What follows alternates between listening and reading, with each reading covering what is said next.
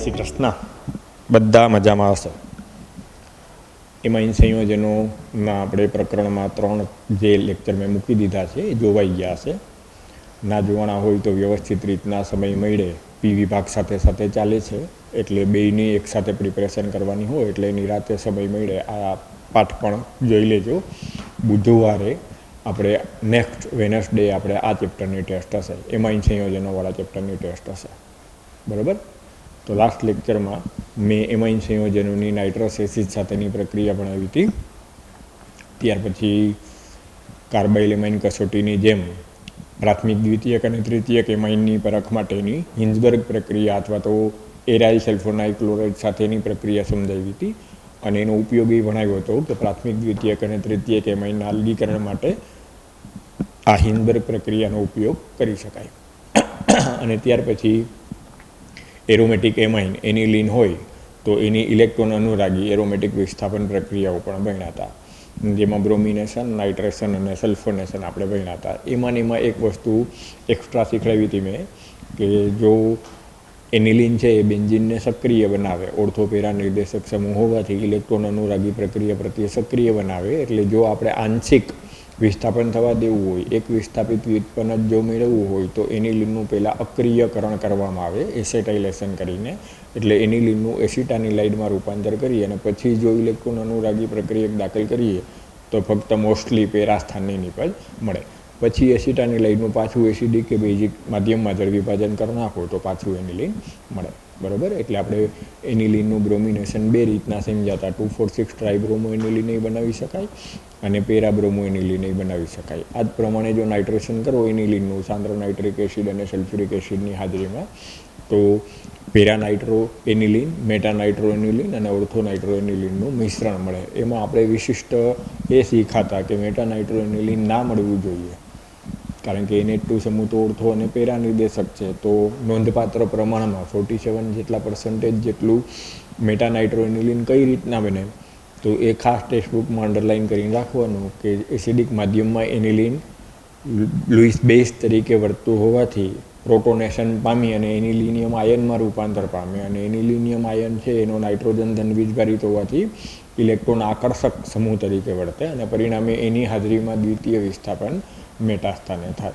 એટલે આમ શું કામે મેટા નાઇટ્રો એનિલીન બને એનું રીઝન યાદ રાખવાનું. અને એમાં આપણે જો પેરા નાઇટ્રો એનિલીન જ ફક્ત જોઈતો હોય તો પહેલાં એનિલીનનું જે અક્રિયકરણ છે એ એસિટાનિલાઇડમાં રૂપાંતર કરી નાખો, પછી નાઇટ્રેશન કરો અને પછી જળ વિભાજન કરી નાખો તો આપણને પેરા નાઇટ્રો એનિલીન મળે. અને સલ્ફોનેશન વખતે એવું ભણ્યા હતા કે જે સલ્ફાનિલિક એસિડની નિપજ મળે છે એમાં એનું બંધારણ ઝિવિટર આયન સ્વરૂપમાં જોવા મળે છે. ક્લિયર? તો લાસ્ટ લેક્ચરમાં આપણે જે ભણ્યા છીએ એનું મેં ઝડપથી તમને રિવિઝન કરાવ્યું. બધું જોઈ લીધું હશે, સમજી લીધું હશે, અને ના સમજાય તો મને ક્વેરીમાં મોકલી દેવાનું. ક્લિયર? હવે આમાં આપણે આગળ વધીએ તો ઇલેક્ટ્રોન અનુરાગી વિસ્થાપન પ્રક્રિયા જ્યારે ભણો ત્યારે કોઈને એવો પ્રશ્ન થાય કે એનિલીનની સરે ફ્રીડલ ક્રાફ્ટ આલ્કિલેશન કે એસાઇલેશન પ્રક્રિયા કેમ ના સમજાવી? સર ભૂલી ગયા લાગે છે.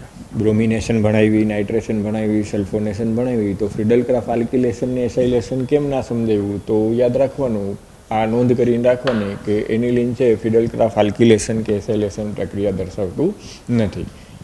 જો કારણ આપવામાં આપણને પ્રશ્ન પૂછે તો હવે તમને અત્યાર સુધીના નોલેજ પ્રમાણે આવડી જવું જોઈએ કે ફ્રીડલ ક્રાફ્ટ એસાઇલેશન અથવા આલ્કિલેશન પ્રક્રિયા કરો ત્યારે એમાં પ્રક્રિયક તરીકે શું વપરાય? નિર્જળ એલ્યુમિનિયમ ક્લોરાઇડ વપરાય. તો આ નિર્જળ એલ્યુમિનિયમ ક્લોરાઇડ જ્યારે વપરાય ત્યારે એ લુઈસ એસિડ હોય. નિર્જળ એલ્યુમિનિયમ ક્લોરાઇડ છે કેવી રીતના વર્તે? લુઈસ એસિડ તરીકે, કારણ કે ઇલેક્ટ્રોનની ખામી ધરાવતું સંયોજન થાય.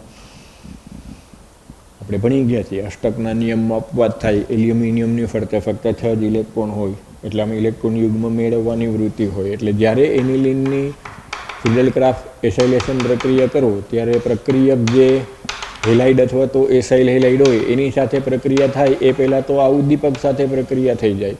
એનિલીન લુઈસ બેઝ અથવા તો કેન્દ્રાનુરાગી પ્રક્રિયક તરીકે વર્તી નિર્જળ એલ્યુમિનિયમ ક્લોરાઇડ સાથે ક્ષાર આપી દે.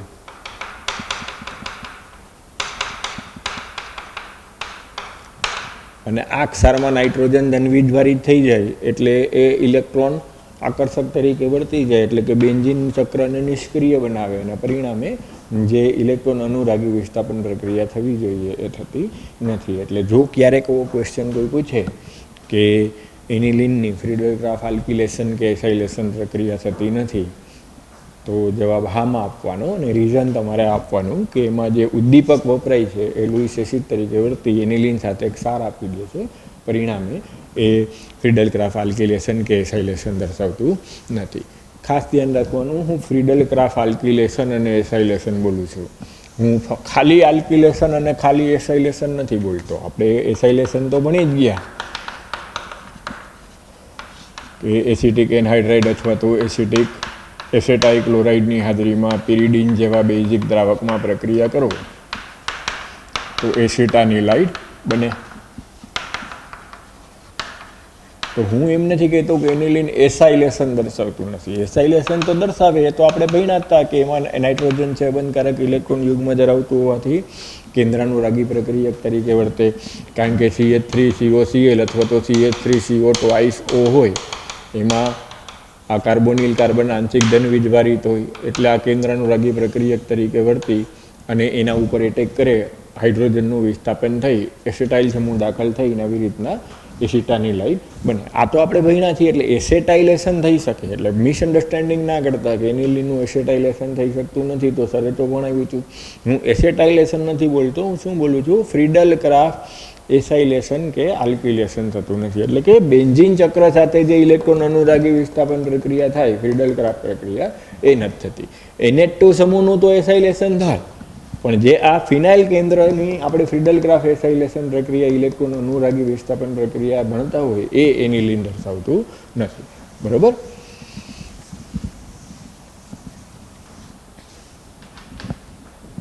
ત્યાર પછી એવી જ રીતના આપણી જે કાર્બાઇલ એમાઇન પ્રક્રિયા ભણ્યા પ્રાથમિક એલિફેટિક અથવા એરોમેટિક એમાઇનની પરખ માટેની, એવી જ એક પ્રક્રિયા એક્સ્ટ્રા લખવી હોય તો લખી નાખો.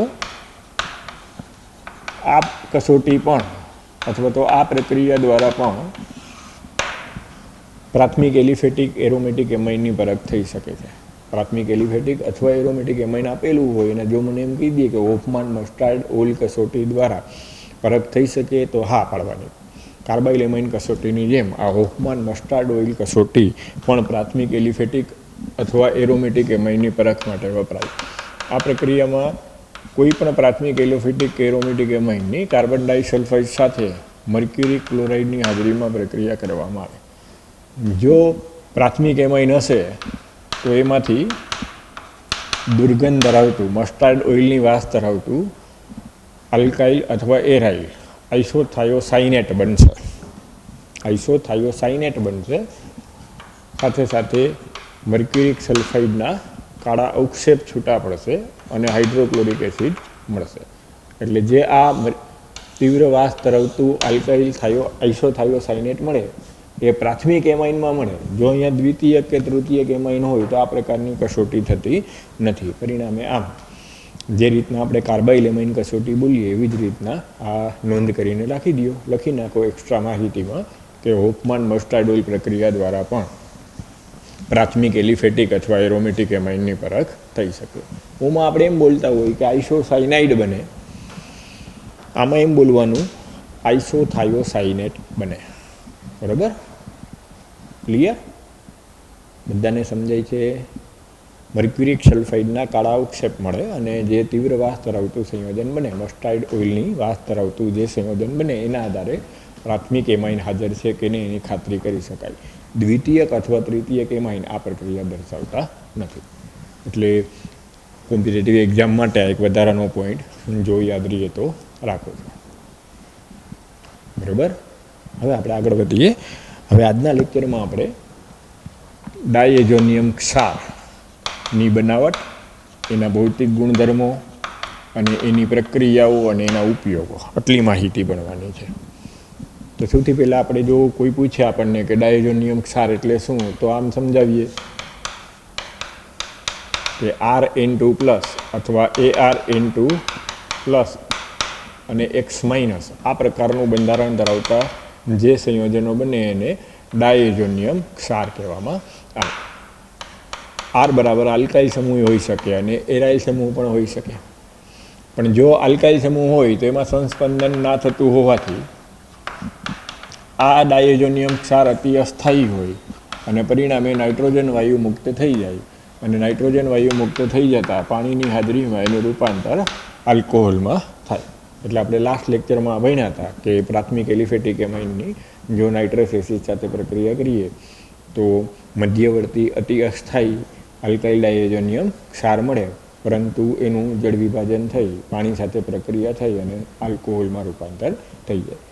પરંતુ જ્યારે એરાઇલ ડાયઝોનિયમ ક્ષાર બનાવવામાં આવે ત્યારે નીચા તાપમાને દ્રાવણમાં એ સ્થાયી હોય, પરિણામે આ જે ડાયઝોનિયમ ક્ષાર છે એ લેબોરેટરીમાં જ્યારે હું ચર્ચા કરતો હોઉં ત્યારે તમારે એરાઇલ સમૂહવાળો એટલે કે એરોમેટિક ચક્ર સાથે જોડાયેલા ડાયઝોનિયમ ક્ષારની ચર્ચા કરવાની આવશે.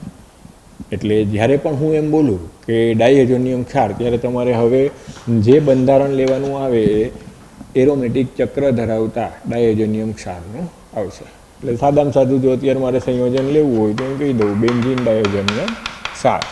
એમાં પણ એક્સ બરાબર ક્લોરીન હોય એવા ક્ષારનો મહત્તમ આપણે ઉપયોગ આવે. એટલે સૌથી જાણીતું સંયોજન આપણે આની પહેલાં પણ ઘણીવાર આવી ગયું, બેન્ઝીન ડાયઝોનિયમ ક્લોરાઇડ થાય. અહીં એક્સ માઇનસ બરાબર ક્લોરાઇડ હોઈ શકે, બ્રોમાઇડ હોઈ શકે, બાયસલ્ફેટ હોઈ શકે, ફ્લોરોબોરેટ ક્ષાર હોઈ શકે. આમ ઘણા બધા ઋણાયનો ધરાવતા ડાયઝોનિયમ ક્ષાર જાણીતા છે. પણ એમાં આપણે જ્યારે પ્રક્રિયાઓ સમજાવવાની આવે ત્યારે મોસ્ટલી કોના આધારે સમજાવશું? બેન્ઝીન ડાયઝોનિયમ ક્લોરાઇડના આધારે. એટલે આમ જ્યારે પ્રાથમિક એરોમેટિક એમાઇન એનિલિનની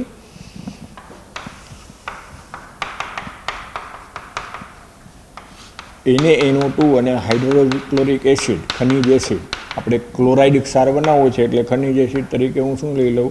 હાઇડ્રોક્લોરિક એસિડ સાથે જ્યારે નીચા તાપમાને પ્રક્રિયા કરું ત્યારે NaNO2 અને HClના મિશ્રણથી પાત્રમાં નાઇટ્રસ એસિડ ઉત્પન્ન થાય.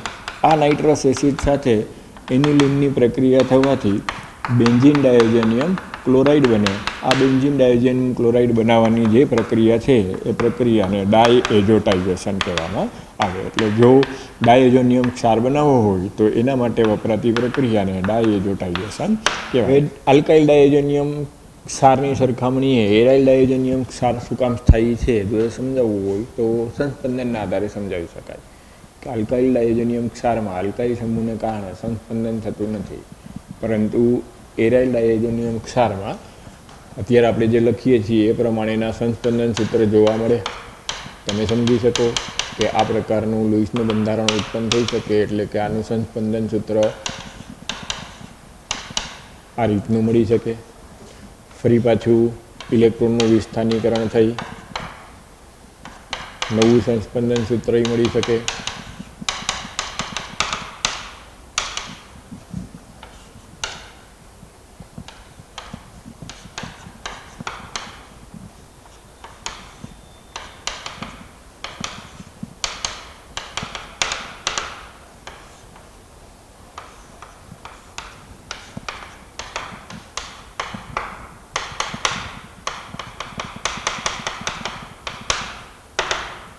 એટલે આમ સંસ્પંદનને કારણે આ બંધ પ્રબળ હોય. આ બંધ પ્રબળ હોય એટલે જલીય દ્રાવણમાં નીચા તાપમાને એરાઇલ ડાયઝોનિયમ ક્ષાર પ્રમાણમાં થાય હોય. એટલે દ્રાવણમાં તરત જ એની આગળ પ્રક્રિયાઓ કરી અને નવી નિપજો મેળવી શકાય. પરંતુ જો અહીંયા આલ્કાઇલ સમૂહ હોય તો એમાં ઇલેક્ટ્રોનનું આ રીતનું વિસ્થાનીકરણ થશે નહીં. આલ્કાઇલ સમૂહ ધરાવતું ડાયઝોનિયમ ક્ષાર સંસ્પંદન દર્શાવશે નહીં. પરિણામે એ ડાયઝોનિયમ ક્ષાર અસ્થાયી હોય, અતિ અસ્થાયી હોય. એટલે આલ્કાઇલ ડાયઝોનિયમ ક્ષારનો આપણે ઉપયોગ કરી શકતા નથી. એટલે જ્યારે પણ હું ડાયઝોનિયમ ક્ષાર બોલું ત્યારે તમારે કેમિસ્ટ્રીમાં આ એરાઇલ ડાયઝોનિયમ ક્ષાર સમજી અને એની જે અભ્યાસ છે આગળ વધારવાનો. બરાબર? એટલે ક્યારેક કોઈક વખત પૂછે કે એરાઇલ ડાયઝોનિયમ ક્ષાર શા માટે સ્થાયી છે તો આ સંસ્પંદન સૂત્રો દોરીને સમજાવવાનું કે એરાઇલ ડાયઝોનિયમ ક્ષારમાં સંસ્પંદનને કારણે આ બંધ પ્રબળ હોય એટલે સરળતાથી નીચા તાપમાને દ્રાવણમાં નાઇટ્રોજન વાયુ મુક્ત થઈ શકતો નથી. પ્રમાણમાં આ સંયોજન દ્રાવણમાં થોડો સમય નીચા તાપમાને સ્થાયી હોય. પરિણામે એની દ્રાવણમાં આગળ પ્રક્રિયાઓ કરી અને નિપજો ઈચ્છિત નિપજો મેળવી શકાય. બરાબર? તો આ સંસ્પંદન સૂત્ર તમારે વ્યવસ્થિત રીતના દોરવા પડે. આવડશે?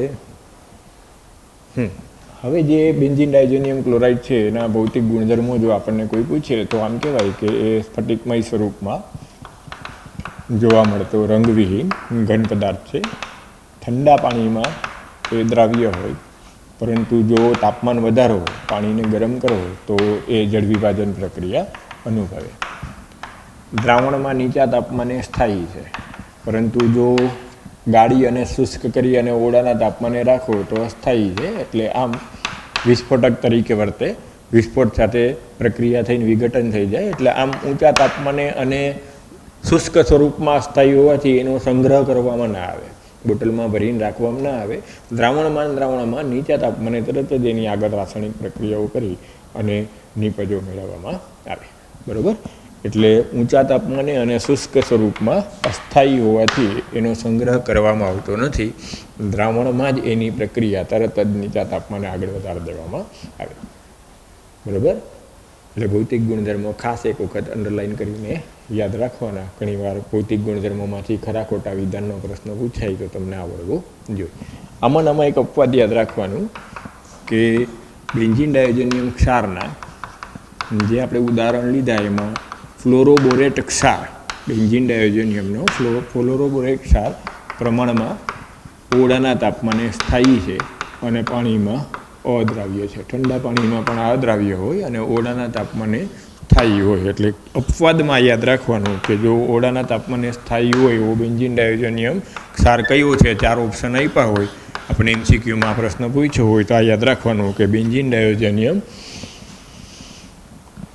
ટેટ્રાફ્લોરોબોરેટ ક્ષાર એ ઓરડાના તાપમાને સ્થાયી અને પાણીમાં અદ્રાવ્ય ક્ષારની વર્તણૂક ધરાવે છે.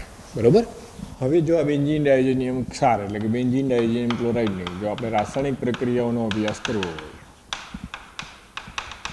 તો એની રાસાયણિક પ્રક્રિયાને 2 ભાગમાં વહેંચી શકાય. એક પ્રક્રિયાઓ એવી હોય કે જેમાં બેન્ઝીન ડાયઝોનિયમ ક્લોરાઇડની રાસાયણિક પ્રક્રિયા કરતાં એમાંથી નાઇટ્રોજન વાયુ મુક્ત થઈ જાય. ટૂંકમાં ડાયઝોનિયમ સમૂહ વિસ્થાપિત થઈ જાય અને આપણને નિપજ મળે. અને કેટલીક પ્રક્રિયાઓ એવી થાય કે જેમાં ડાયઝોનિયમ ક્ષાર દૂર ના થાય અને એની સાથે પ્રક્રિયા થઈ અને આપણને નિપજ મળે.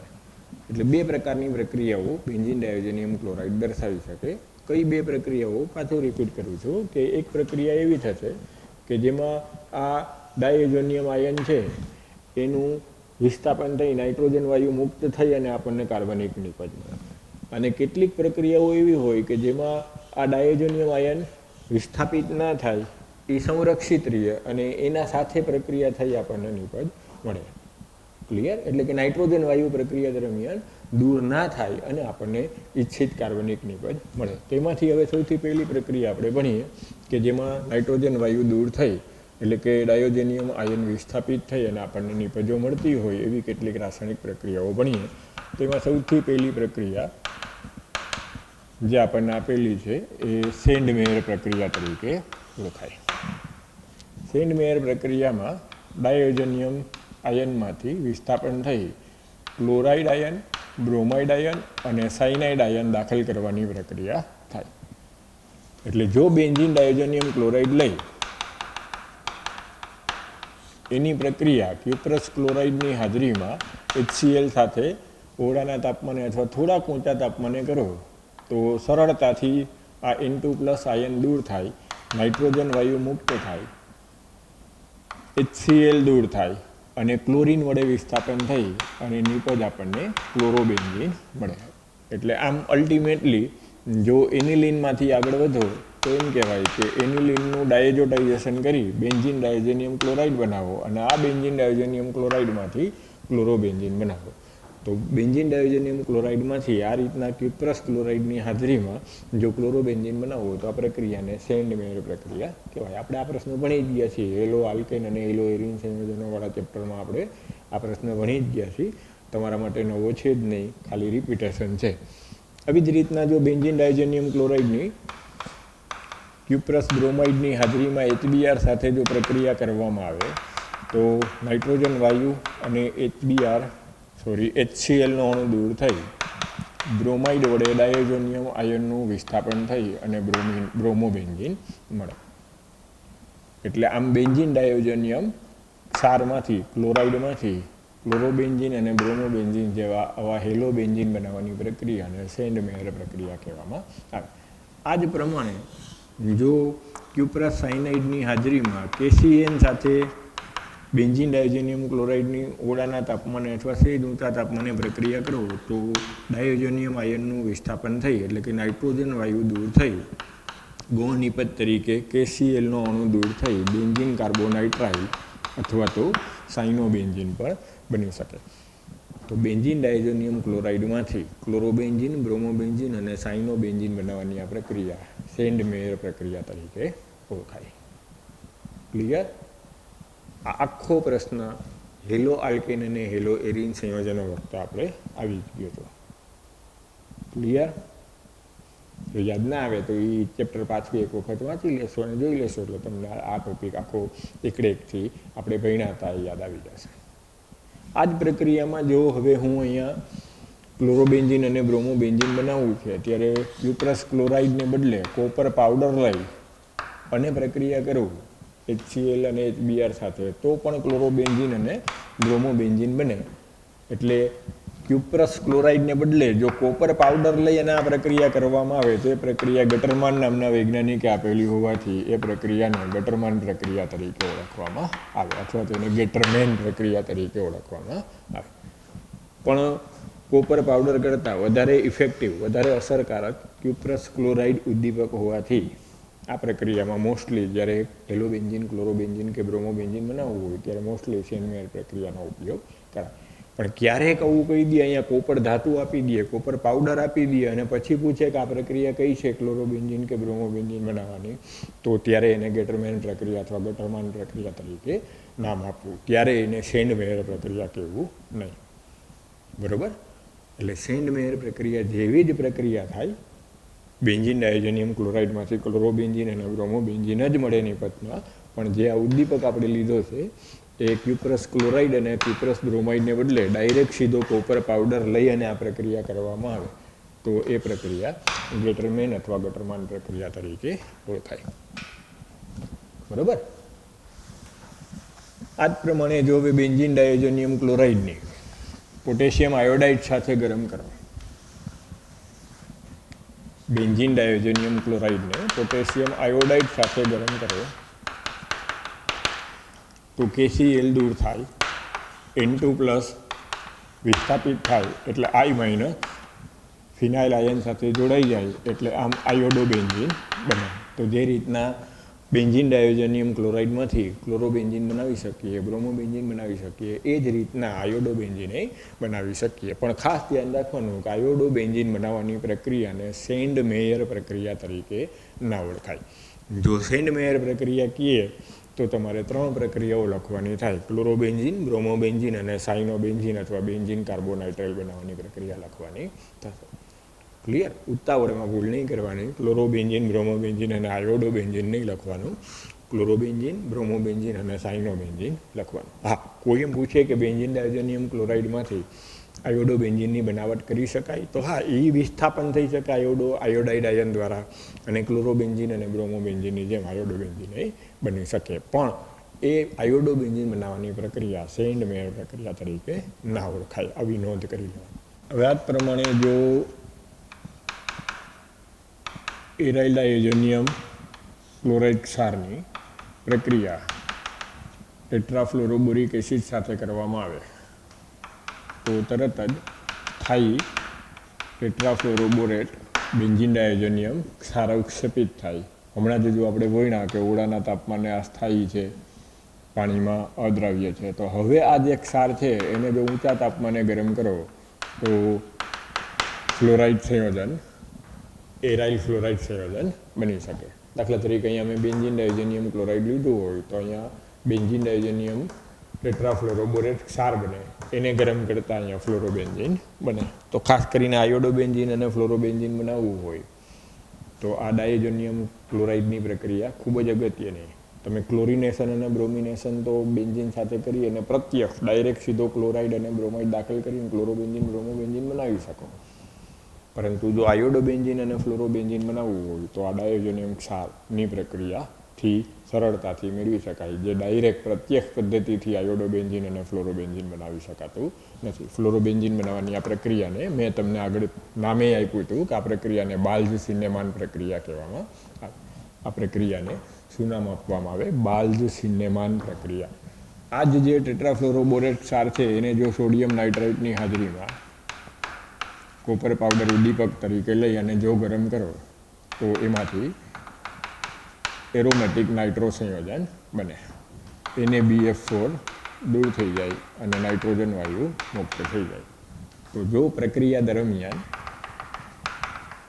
ટેટ્રાફ્લોરોબોરેટ ક્ષારને સિમ્પલી હીટિંગ કરો, ગરમ કરો તો ફ્લોરોએરિન સંયોજન મળે. પણ જો સોડિયમ નાઇટ્રાઇટ સાથે કોપર ઉદ્દીપકની હાજરીમાં ગરમ કરો તો નાઇટ્રોએરિન સંયોજન બને. જો અહીંયા મેં બેન્ઝીન ડાયોઝોનિયમ ક્લોરાઇડ લીધું હોય તો નાઇટ્રોબેન્ઝીન પણ બને. ક્લિયર? એટલે આમ એનિલિનમાંથી નાઇટ્રોબેન્ઝીન બનાવવું હોય એમ કોઈ પૂછે તો પહેલાં એનિલિનનું ડાયઝોટાઇઝેશન કરી બેન્ઝીન ડાયોઝોનિયમ ક્લોરાઇડ બનાવાય. બેન્ઝીન ડાયોઝોનિયમ ક્લોરાઇડનું એના ટેટ્રાફ્લોરોબોરેટ ક્ષારમાં રૂપાંતર કરાય. આ ટેટ્રાફ્લોરોબોરેટ ક્ષારને NaNO2 સાથે કોપર ઉદ્દીપકની હાજરીમાં ગરમ કરતા નાઇટ્રોબેન્ઝીન બને. આવી જ રીતના જો એમ કહી દઈએ કે એનિલિનમાંથી ફ્લોરોબેન્ઝીન બનાવો તો એનિલિનનું ડાયઝોટાઇઝેશન કરી બેન્ઝીન ડાયોઝોનિયમ ક્લોરાઇડ, આ બેન્ઝીન ડાયોઝોનિયમ ક્લોરાઇડનું ટેટ્રાફ્લોરોબોરેટ ક્ષારમાં રૂપાંતર અને એનું હીટિંગ, એને ગરમ કરતા ફ્લોરોબેન્ઝીન બને. આ ફ્લોરોએરિન સંયોજન અથવા તો જે મેં ફ્લોરોબેન્ઝીન બનાવ્યું એ પ્રક્રિયાને બાલ્ઝ-સિન્નેમાન પ્રક્રિયા તરીકે પણ ઓળખાય. આવી જ રીતના જો બેન્ઝીન ડાયોઝોનિયમ ક્લોરાઇડનું જલીય દ્રાવણને ગરમ કરો, 283 કેલ્વિન જેવા તાપમાને ગરમ કરો તો તરત જ જળ વિભાજન પ્રક્રિયા થઈ અને ફિનોલિક સંયોજન બની શકે. નાઇટ્રોજન વાયુ મુક્ત થઈ જાય, HCl દૂર થાય અને ફિનોલિક સંયોજન મળે. જો બેન્ઝીન ડાયોઝોનિયમ ક્લોરાઇડ અહીં લીધું હોય તો એની ઊંચા તાપમાને જલીય દ્રાવણમાં ગરમ કરવાથી પાણી સાથેની પ્રક્રિયાથી એટલે કે જળ વિભાજન પ્રક્રિયા થઈ ફિનોલ સંયોજન બને. એટલે બેન્ઝીન ડાયોઝોનિયમ ક્લોરાઇડનું જળ વિભાજન કરતા અથવા તો ગરમ કરતા તો આમ કહેવાનું કે સંયોજન મળતી નિપજ ફિનોલ હશે. એટલે ક્યારેક એમ કહી દઈએ કે એનિલિનમાંથી ફિનોલ બનાવવાની પ્રક્રિયા આપો તો એનિલિનનું ડાયઝોટાઇઝેશન કરી બેન્ઝીન ડાયોઝોનિયમ ક્લોરાઇડ અને આ બેન્ઝીન ડાયોઝોનિયમ ક્લોરાઇડનું ગરમ કરતા જલીય દ્રાવણમાં બેન્ઝીન ડાયોઝોનિયમ ક્લોરાઇડને ગરમ કરતા તેમાંથી ફિનોલ બને. આ જ પ્રમાણે જો એરાઇલ ડાયોઝોનિયમ ક્ષારને હાઇપોફોસ્ફરસ એસિડનું જલીય દ્રાવણ લઈ અથવા તો ઇથેનોલ જેવા નિર્બળ રિડક્શન કરતા સાથે પ્રક્રિયા કરો, એરાઇલ ડાયોઝોનિયમ ક્લોરાઇડની હાઇપોફોસ્ફરસ એસિડ અથવા ઇથેનોલ જેવા નિર્બળ રિડક્શન કરતા સાથે પ્રક્રિયા કરો તો એરોમેટિક હાઇડ્રોકાર્બન બને. આ જે હાઇપોફોસ્ફરસ એસિડ છે એનું ઓક્સિડેશન થઈ ફોસ્ફરિક એસિડમાં રૂપાંતર થઈ જાય, નાઇટ્રોજન વાયુ દૂર થાય અને HClનો અણુ છૂટો પડે. એ જ પ્રમાણે જો ઇથેનોલની જ હાજરીમાં એરાઇલ ડાયોઝોનિયમ ક્લોરાઇડની પ્રક્રિયા ઓરડાના તાપમાને કરેલી હોય તો એ પ્રક્રિયા પણ આ જ રીતના હાઇડ્રોજન સાથેની રિડક્શન પ્રક્રિયા થાય. આ પ્રક્રિયામાં એરોમેટિક હાઇડ્રોકાર્બન બને અને ઇથેનોલનું રૂપાંતર એસિટાલ્ડિહાઇડમાં થઈ જાય. એટલે આવા નિર્બળ રિડક્શન કરતાની હાજરીમાં જો એરાઇલ ડાયોઝોનિયમ ક્ષારનો હાઇડ્રોજન સાથેની પ્રક્રિયા એટલે કે રિડક્શન પ્રક્રિયા કરો તો એરોમેટિક હાઇડ્રોકાર્બન બને. આ પ્રક્રિયામાં પણ ડાયોઝોનિયમ ક્ષાર વિસ્થાપિત થઈ અને નાઇટ્રોજન વાયુમાં રૂપાંતર પામે છે. એટલે જો અત્યારે અહીંયા મેં બેન્ઝીન ડાયોઝોનિયમ ક્લોરાઇડ લીધું હોય તો અહીંયા મને એરોમેટિક હાઇડ્રોકાર્બન બેન્ઝીન બને.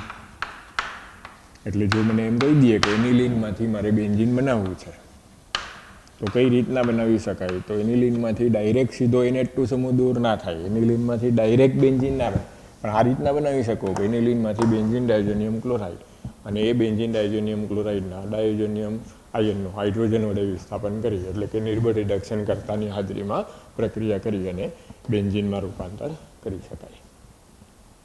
ક્લિયર?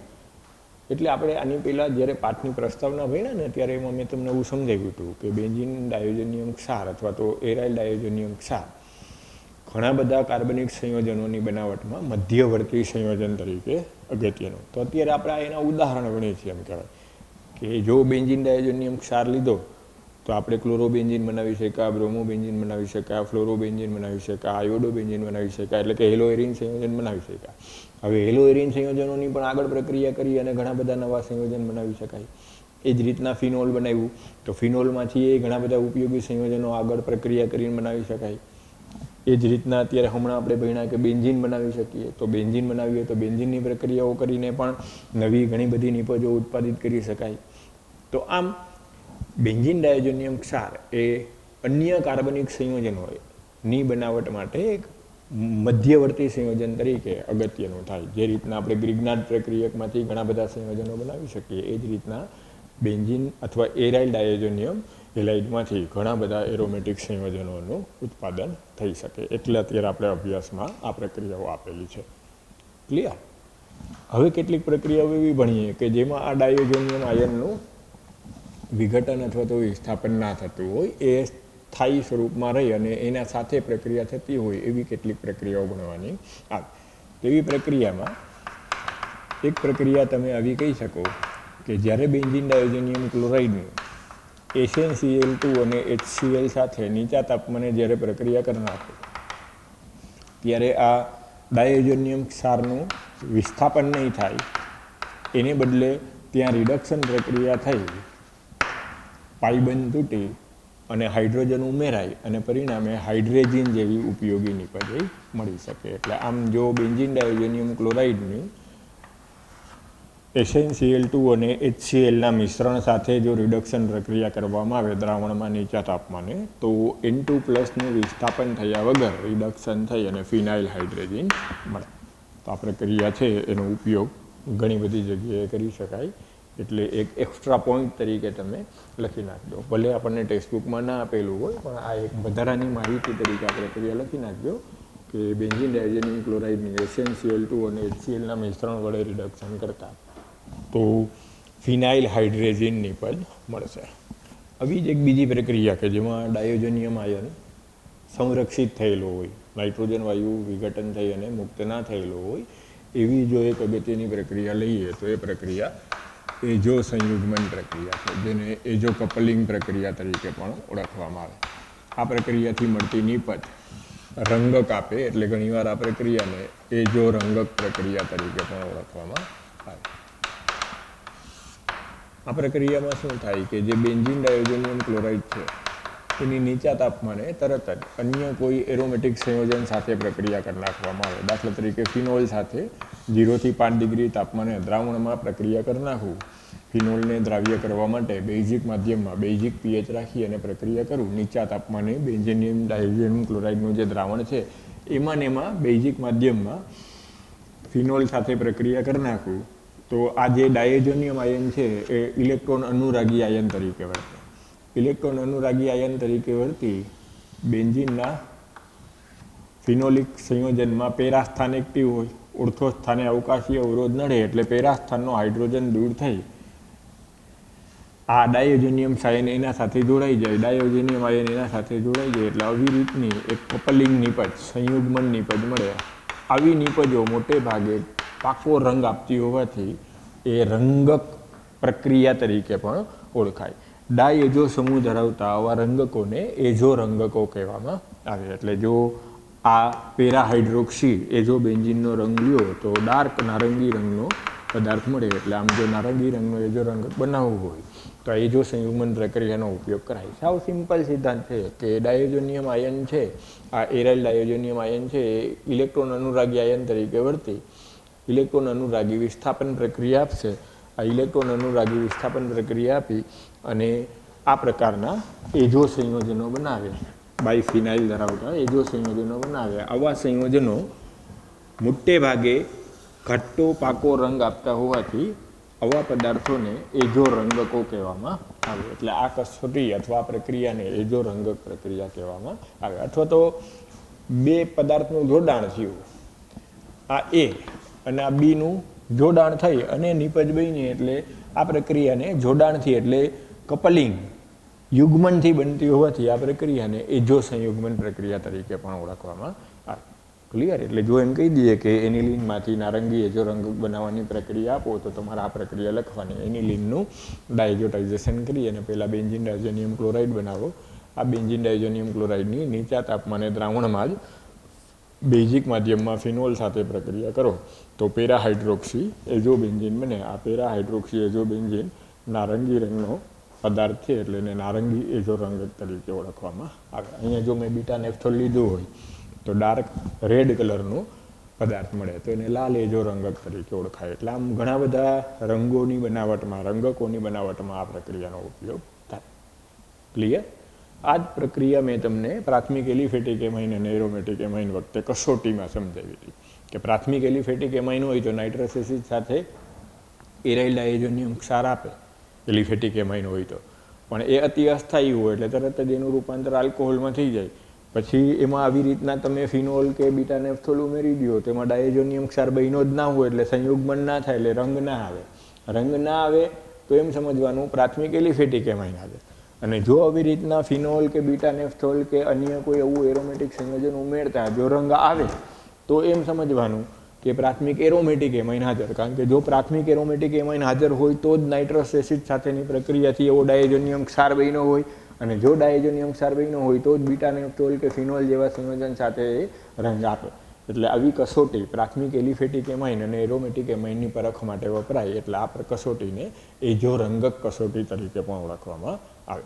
બરોબર? માનો કે એમ કહી દઈએ કે ઓર્થોટોલિયોડિન અને બેન્ઝાઇલ એમાઇન બે સમઘટકો છે. આ બે સમઘટકો છે.